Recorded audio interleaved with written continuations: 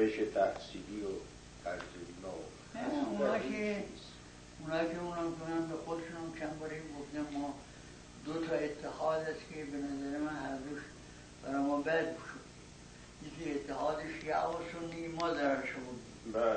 که اتحاد خوده و دانشگاه اونم خوده ضرر شد. بله. هر دوش هر از که دانشگاه کشیده بشه به حوزه کشیده شده دانشگاه. نه رفت یعنی من کشیدن.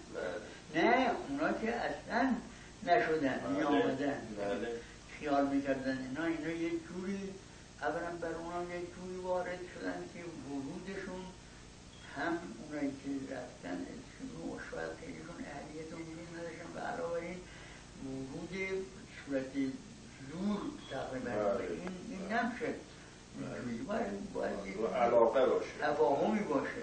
نه اون خونه شد در اون بدتر سنی و شیعه که شیعه از همه چیز شیعه از